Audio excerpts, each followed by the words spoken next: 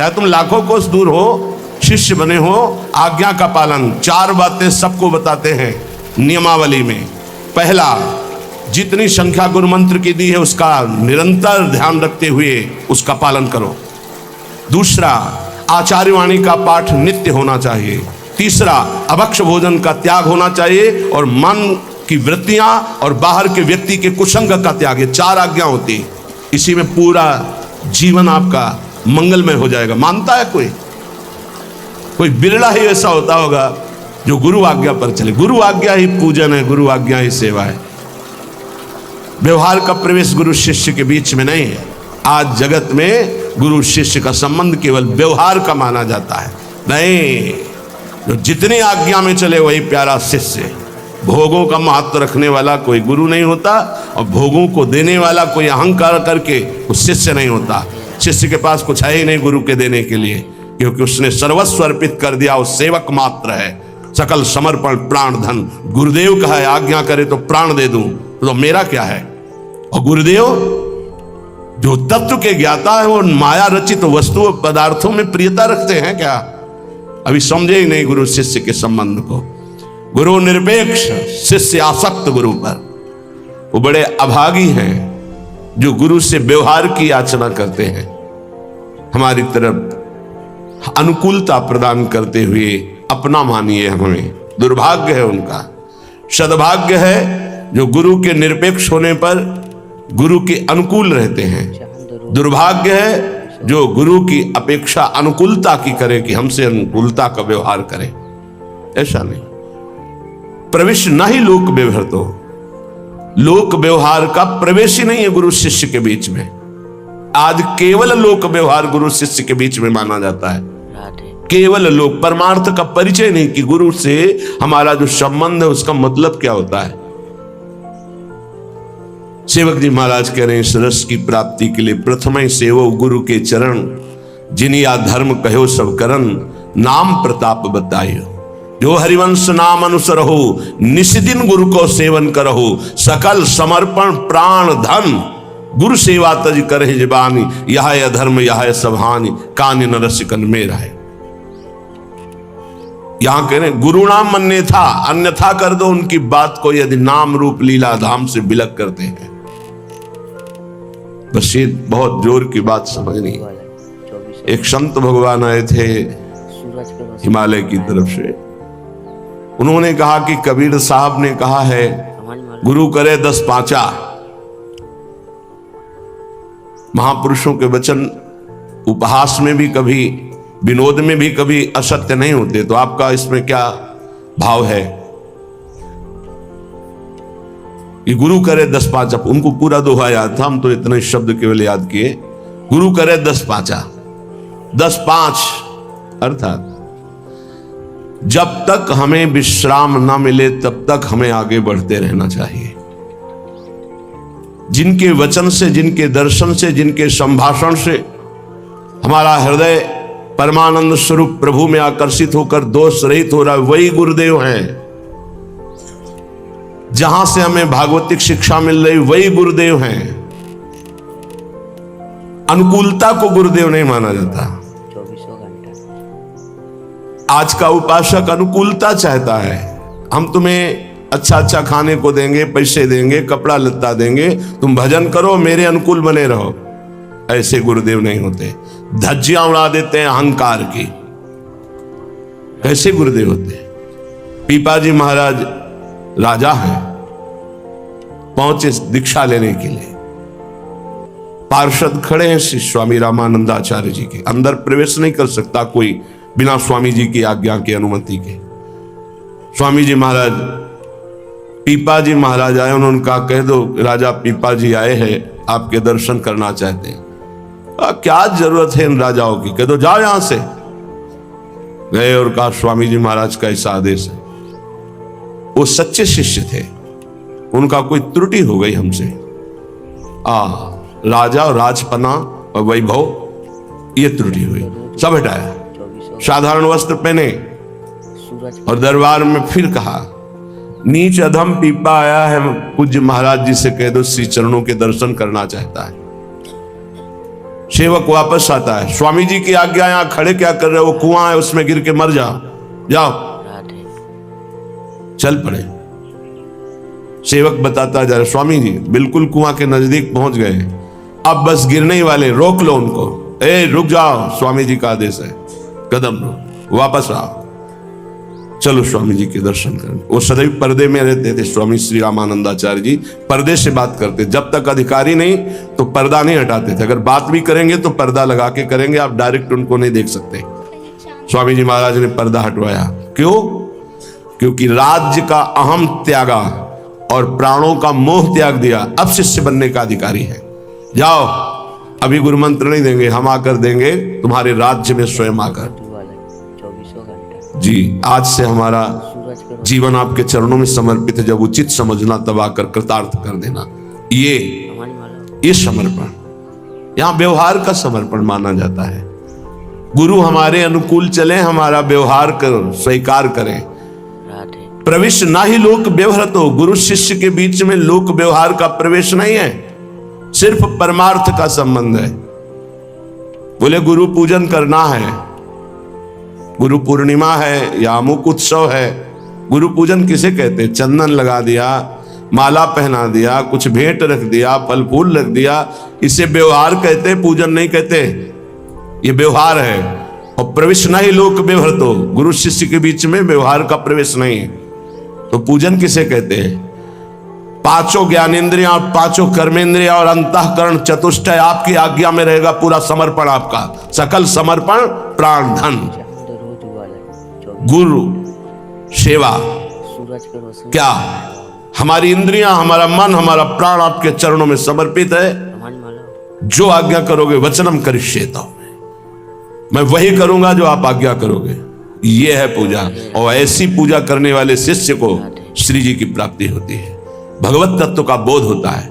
लेकिन प्रायः मनमानी आचरण करे, किलो 2 किलो आकर फल चढ़ा दे, 1-2 लाख रुपया चढ़ा दे, खूब वस्तुएं भेंट कर दे, सोचे गुरु को प्रसन्नता हो जाएगी। तो जो गुरु नहीं है उसको प्रसन्नता हो जाएगी, जो गुरु है उसको प्रसन्नता नहीं होगी। गुरु आ ब्रह्म होनान लोकान पुनरावर्तिन, अर्जुन ये ज्ञान है उनको। आ ब्रह्म स्तंभ पर्यंतम सर्वम मायामयम जगत, ये ज्ञान है उनको। तो इन भेंट और वस्तुओं से जो प्रसन्न होते हैं वो गुरु नहीं होते। गुरु प्रसन्न होते हैं शिष्य जब परम मंगलमय भगवान के नाम रूप लीला धाम में आसक्त हो जाए, क्योंकि हर गुरु का कर्तव्य है शिष्य को परम पद में आरूढ़ करना। अगर ऐसा नहीं तो शिष्य का त्याग कर दे, अगर ऐसा नहीं तो कह रहे गुरु नाम मन्ने था, गुरु बलि तजे कंत ब्रज बनितन भे मुद मंगलकारी। यह अध्यात्म है, परमार्थ है, डरने की जरूरत नहीं। अपराध मत करना। भगवत विमुख मार्ग में हमें कदाप कदम नहीं रखना, चाहे कोई भी हो। नाम रूप लीला धाम, ये इनकी जय जयकार है अनंत ब्रह्मांडों में, महर्षियों में, ब्रह्म ऋषियों में, बड़े बड़े ज्ञानियों में, योगियों में, भक्तों में सर्वत्र पाया गया है। और जहां ये नहीं है तो कुछ नहीं है। चाहे कोई कितना भी बड़ा ज्ञानी हो, भगवत आराधना करते पाया गया है। वो अपने आत्मस्वरूप श्री हरि का चिंतन, हरि का गुणगान करते पाया गया है। इसलिए जो गुरु धाम नाम रूप लीला इनसे विलग कर दे तो कह रहे हैं मन्यथा, उनके वचनों को अन्यथा कर दो। प्रवेश नहीं लोक व्यवहार, तो क्योंकि गुरु और शिष्य के बीच में व्यवहार का प्रवेश नहीं है, शुद्ध परमार्थ, उनकी आज्ञा पर चलना। समय को सर्वत्र से हटा करके एकमात्र नाम और मंत्र में लगाना, ये गुरु की आंतरिक इच्छा होती है। लेकिन ये बहिर्मुख समय को काटने के लिए व्यवस्था करते कि मेरा समय कैसे कटे, इसलिए व्यवहार की व्यवस्था, व्यवहार की स्थापना करते हैं। व्यवहार परमार्थ से विमुख करने वाला होता है। परमार्थ में स्थित महापुरुष व्यवहार को भी परमार्थ बना लेता है, लेकिन व्यवहारिक व्यवहार में ही फंसा रहता है, परमार्थ को नहीं जानता है। हम महापुरुषों की होड़ नहीं कर सकते कि वो महापुरुष व्यवहार में लग गए हैं तो हम भी व्यवहार में लग जाए। वो व्यवहार में नहीं लगे, वो परमार्थ को व्यवहार में उतारा और व्यवहार को परमार्थ बना दिया। और आप व्यवहार से व्यवहार में ही हैं, परमार्थ का बोध नहीं है, तो आपका गुरु के वचनों में प्रवेश नहीं है, समझ नहीं पाएंगे। कुछ लोग समझते हैं कि हम कुछ गुरु को दे करके और संबंध की पुष्टता रखते हैं। गुरु को क्या देना है? तुम क्या समझते हो गुरु को? भिखमंगा जानते हो क्या? नहीं माना क्या गुरु साक्षात परब्रह्म? जब परब्रह्म माना है तो कुछ देकर तुम उन्हें प्रसन्न कर सकते हो। वो कुछ लेने वाले हैं, अरे वो सर्वस्व देने वाले हैं। अपना जीवन, अपना प्राण, सर्वस्व मंत्र दे दिया, उनको तुम क्या दोगे? कितने गुरुद्रोही हो। उनके वचनों की अवहेलना करके मनमानी व्यवहार की स्थापना, व्यवहार में चलना। अरे जहां श्री जी हैं वहां पहुंचाने के लिए गुरुदेव हैं, तब भगवत मार्ग का प्रकाश होता है। इसीलिए श्रीपाद कह रहे हैं, जो नाम रूप लीला धाम से विलग कर दे। बड़ी विडंबना है जीव की, बड़ी विडंबना है। देहाभिमानी जीव पुजवाना चाहता है, भांटगिरी गुरु से करवाना चाहता है। भांटगिरी का समझते हो? अरे वाह भाई वाह, इनके जैसा प्रिया जैसा कोई नहीं, लाल जैसा कोई नहीं, प्रिया लाल जैसा कोई नहीं। तुम्हारे जैसे मच्छर अनंत ब्रह्मांडों में पैदा होते हो, मरते मिटते रहते हैं। भगवान का दास तुम्हारी भांटगिरी करने के लिए नहीं आया, वो भगवान का भाट है, वो भगवान का जस गाता है। मच्चित्ता मदगत प्राणाबोधयंता परस्परम कथयंत च माम नित्यम तुष्यंति च रमंति च। अगर हम सब अपनी मर्यादा में स्थित रहे तो कौन ऐसा जगत में जिसका मंगल ना हो सके। हमें अपनी मर्यादा भूल गई, हम विषयों को प्रिय मानने लगे, विषय दाता का भांटगिरी करने लगे, वाहवाही करने लगे। इसीलिए उनका अर्थ के प्रति ममत्व, भोगों के प्रति ममत्व और दृढ़ हो गया कि जब ये हम गुरु जी के देते तो गुरु जी मुस्कुरा देते। जबकि उल्टा होना चाहिए कि गुरु की दृष्टि पड़ते ही पता चलना चाहिए मैं किसी काम का नहीं गुरु के। अगर मंत्र नहीं, नाम जप नहीं, साधना नहीं तो गुरु की मुस्कुराहट नहीं। ये मार्ग है परमार्थ का। तब लग जोगी जगत गुरु, जब लगी रहा निराश, और जब आशा मन में भई तो जग गुरु जोगी दास। परमार्थ है। परमार्थ को समझना, परमार्थी किसी महापुरुष की लंगोटी धोने पर, उसकी चरण रज में लोटने पर परमार्थ का ज्ञान होता है, शास्त्रों के केवल स्वाध्याय से नहीं तो शास्त्र स्वाध्याय करके सब परमार्थी हो जाते हैं। नहु गणित तत्तपसा न याति न चेज्या न निरूपणात् गृहाद्वा न छंदसा। छंदसा वेद श्रुतियों को कहते हैं। वेदों के स्वाध्याय से तत्वबोध नहीं हो जाता। गृहस्थ धर्म का पालन, सूर्य चंद्र आदि की उपासना, इनसे तत्वबोध नहीं हो जाता। नहीं जलाग्नि सूर्यो तो कैसे होता है? बोले बिना महात्पाद रजो विषेकम, महापुरुषों की चरण रज में लौटने से। कल कुछ विरक्त जन आए, उन्होंने कुछ चढ़ाया, इतना सुख मिला कि जैसे पूर्व स्मृति की उपनिषदों में जब जाते हैं विरक्त जन गुरुजनों के पास तो दुर्वांकुर और कुश अंकुर लेके जाते हैं। बड़ा सुख मिला कि आज पहली बार किसी ने भेंट चढ़ाई अकिंचन भाव से, और प्रियाजू का जस, प्रियाजू के और वैदिक मंत्रों का उच्चारण, हृदय से उनका आदर करने का भाव हुआ। आज हम केवल महत्व बुद्धि अर्थ में, केवल दिमाग में रुपया, केवल दिमाग में भोग सामग्री, परमानंद प्रदान करने वाला या अध्यात्म, ब्रह्मा तक के वैभव को भी ये वमन और विष के समान अनुभव कराने वाला अध्यात्म आज अर्थ प्रधान बुद्धि कर दिया कलयुग ने। अर्थ प्रधान बुद्धि। श्रीपाद 500 वर्ष पहले कह रहे हैं, जिसके संग से प्रिया प्रीतम का रंग, नाम रूप लीला धाम का रंग चढ़े, अगर कोई इनसे बिलक करे अन्यथा, उनकी आज्ञा का, गुरु नाम अन्यथा, उनकी बात अन्यथा कर दो। क्योंकि गुरु शिष्य के बीच में व्यवहार नहीं, परमार्थ का है। परमार्थ समझना ही नहीं चाहते, समझना ही चाहते। बोले बिना गुरु मंत्र के कल्याण हो जाएगा? ये राधा नाम बोल रहे हैं माइक से, तुम्हें गुरु मंत्र नहीं समझ में आ रहा है? अगर राधा राधा और सच्चे आचरण करोगे तो सब अपने आप मिल जाएगा। लेकिन नहीं, आपको केवल वो पास दिखाना है कि हमको ये मिल गया, हमको ये मिल गया, है कुछ नहीं, कुछ नहीं। क्यों? पाए रतन चीन्हो नहीं दीन्हो करते डारी, ये माया श्री कृष्ण की मोहे सब संसार। हाय हाय जिसमें रुपया पैसा भोग सामग्री, उसी में फिर हाय हाय।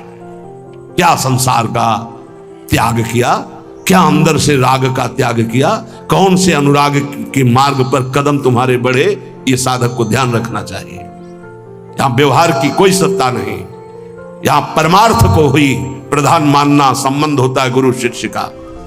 कुटुंबाद्ये दीने द्रवन कृपया नो भवसितो, सकृत स्नेह वृंदावन मनुहठान निस्सर सखे। हे सखे, हे मित्र, ये परिवार के लोग जब तुम परमार्थ में चलने के लिए कमर कसोगे तब ये दो वचन बोलेंगे, एक तो दीन वचन और एक कटु वचन।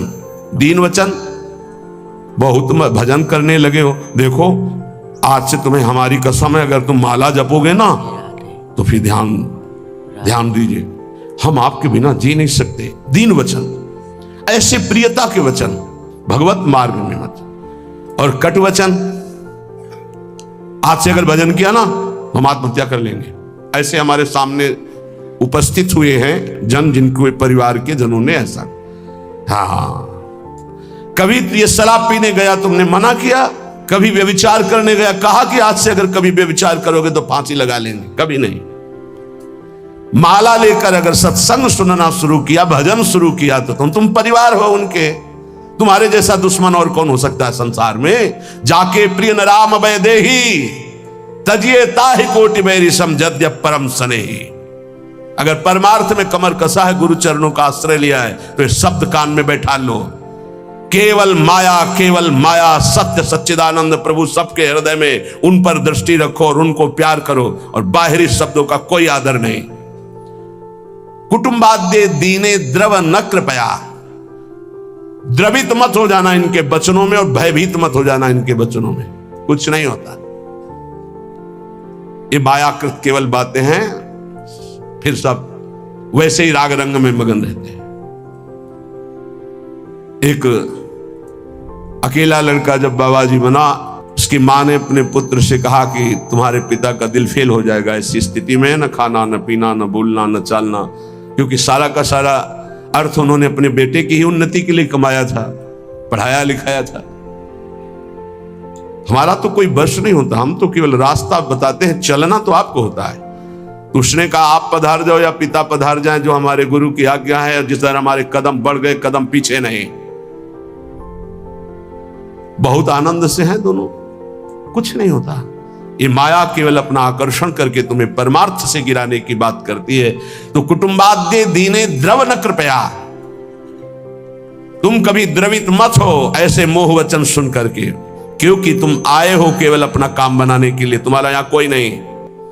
जाओगे तब तुम्हें पता चलेगा, तुम्हारे साथ कोई नहीं जाएगा।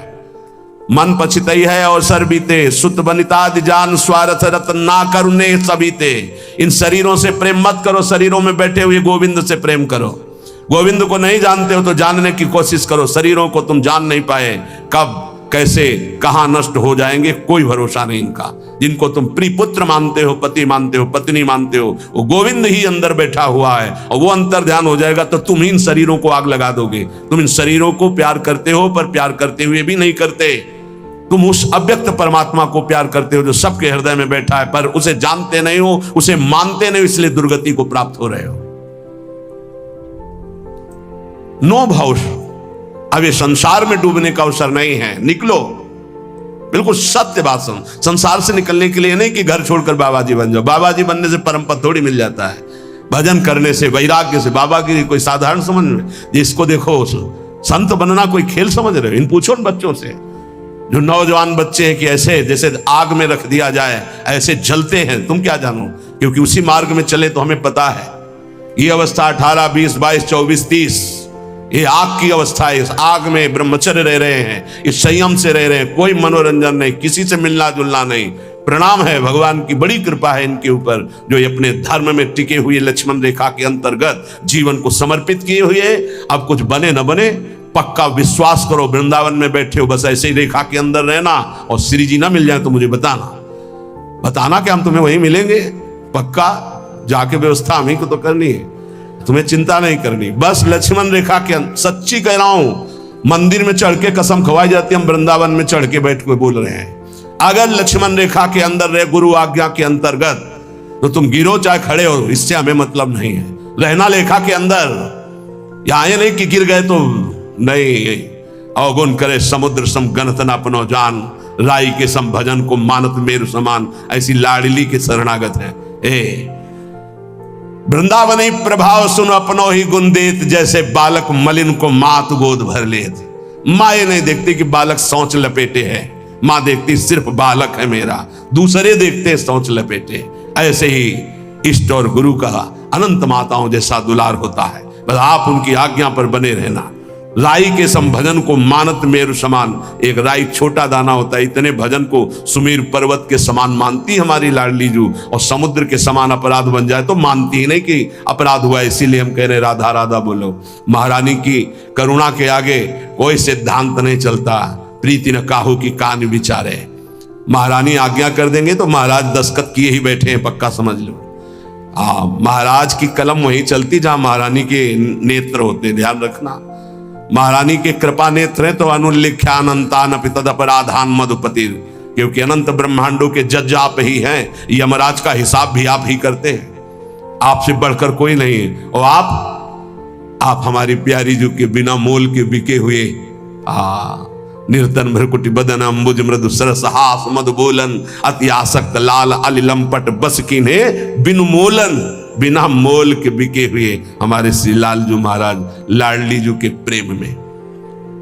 तो कह रहे सकृत स्नेह वृंदावन मनु हठान्य सर सके। हे मित्र, एक बार वृंदावन का रंग रसिकों के संग से चढ़ गया तो निस्सार संसार यहां से लेकर ब्रह्मलोक तक परम सार प्रेम प्रेम हृदय में प्रकाशित हो जाएगा। महारंकत्वे वा परम विभवे वा बहुतरे सुखे वा दुखे वा यशसि बहुले यथाप्यशसि मणौवा लोष्टे वा सुहृदि परमे वि द्वेषति वा समादृष्टिर नित्यम मम भवतु वृंदावन जुषहा। बहुत महिमामयी बात। ए भाई, मेरी बात को बहुत ध्यान से सुनना। श्रीपाद कह रहे भजन को इससे नहीं तोला जाता कि करोड़पति बन गए तो भजन का लाभ बहुत मिल गया, या भजन शुरू किया तो तुम दरिद्र हो गए। बोले देखो भजन फला नहीं, जिस दिन से वृंदावन गए सत्संग सुना उसी दिन से सब चौपट हो गया। दोनों बातें समझना। महारंकत्वे वा परम विभवे सिंगे पे है। अगर रसिकों के संग का रंग चढ़ेगा तभी इस मार्ग में चल सकते हो, नहीं तो फिसलन ही फिसलन है। महारंकत्व हो सकता है जिस दिन से भजन शुरू करो उस दिन से शुरू हो जाए तुम्हारा पाप का संयोग जो पूर्व जमा हुआ है, क्योंकि नष्ट होकर अब तुम्हें भगवत प्राप्ति करानी है। कल एक साधक भारी रोग से ग्रसित, और वो बोला कि हमें लगता है कोई वैष्णव अपराध बन गया। क्यों? नहीं, ये शरीर में। अरे बावरेपन में हम कह रहे शरीर रोग से ग्रसित है तो बुद्धि को तो स्वस्थ रख ले। बुद्धि रोगी हो गई तो शरीर स्वस्थ होने पर भी मान नरक जैसा उसको दिन और रात व्यतीत होता है, नारकी भोगों का चिंतन करते हुए। कोई अपराध तब बनता है जब अहंकार होता है, ध्यान रखना। और तुम जो सब शरणागत हो, रोज ऐसा मंजना लगता है कि तुम्हारे अहंकार चढ़ पाएगा। रोज बर्तन मांजा जाए तो चाहे जितना गंदा हो एक दिन चमकने लगता है। ये सत्संग भाग भर मत जाना, पक्का समझना। जितने बैठे हो अनुभव कर लेना, जहां कमजोरी है यही लगेगा सिर्फ मेरे लिए बोला जा रहा है। और सत्य मानना, ये सत्संग है, ये सार्वजनिक भगवदानंद के लिए किसी व्यक्ति का लक्ष्य करके नहीं, सार्वजनिक सार्वभौम सत्संग होता है। शरीर का रोगों से ग्रसित हो जाना या कोई विपत्ति आ जाना ये हमारे पूर्व अपराध का है, पूर्व पाप का है। वर्तमान में यदि वैष्णव अपराध होगा तो शारीरिक दंड नहीं मानसिक दंड होगा। क्या? आपका भजन रोक दिया जाएगा। तत्कालिक आप बहुत शुद्ध वैष्णव पवित्र हृदय के हैं, अगर कोई त्रुटि हो गई तो तत्कालिक दंड मिलता है। खोपड़ी दीवार में लग गई, चबेटा लग गया, दांत से जबान कट गई, अचानक कोई ऐसी घटना घट गई, थोड़ी मोड़ी चोट, ऐसा असाध्य रोगों का सृजन पूर्व शरीर रचने के पहले ही होता है, जो पूर्व पाप से है। आज हम भजन कर रहे हैं लेकिन पूर्व पाप रचित इसमें जो सृजन किया गया रोग वो पहले का है, आज से थोड़ी उत्पन्न हुआ है। तो साधक को बहुत विवेकवान रहना चाहिए, नहीं तो अब हमारा शरीर अस्वस्थ और बुद्धि अस्वस्थ, यही मूर्खता नहीं। शरीर स्वस्थ और बुद्धि स्वस्थ है तो हम परमानंद में मगन ठिंगे पे रखा है। हमारी बात को समझना। हमारी बुद्धि भगवदाकार है तो पूरे शरीर में कीड़ा पड़े हो, गलता लगाओ तो कुछ फर्क नहीं है। और बुद्धि विषयाकार है तो चाहे एसी में बैठे हो जलोगे, देखा है। इन समस्याओं का समाधान करने के लिए ही अध्यात्म है, रुपया नहीं है, पद नहीं है। समस्त समस्याओं का समाधान अध्यात्म से होता है, विवेक से होता है। ध्यान दीजिए, परमार्थ पे चल रहे तो महारंकत्वे वा परम विभवे, हमारे कदम नहीं रुकेंगे, चाहे हमें ऐसी परिस्थिति दे दी जाए कि भोजन के लिए भी तरसने लगे, और चाहे परम विभवे। ऐसा होता है, ये ना सोचे दोनों बातें होती हैं। एक है चक्रवर्ती सम्राट अम्बरीश जी महाभागवत, और दूसरे चीदर चिदरानी जी महाभागवत, जिनके यहां अतिथि पीपाजी सीता सहचरी आते तो अंदर जाकर अपनी पत्नी से कहते कि आज तो बहुत बड़ा अनर्थ हो जाएगा। उनका क्यों भगवान? बोले बहुत बड़े संत अतिथि आए और आज हमारे पास कुछ नहीं है। जरा विचार करना, उनके घर में दरवाजे और खिड़की भी नहीं रह गई थी। क्यों? संत आते तो खिड़की बेचे आए, 4 मुट्ठी चावल उबाल कर उनको पवा दीजिए, दरवाजा बेचे। मिट्टी का पात्र था जिसमें रसोई अमनिया करते थे, कुछ नहीं रह गया था जो बेचा जा सके।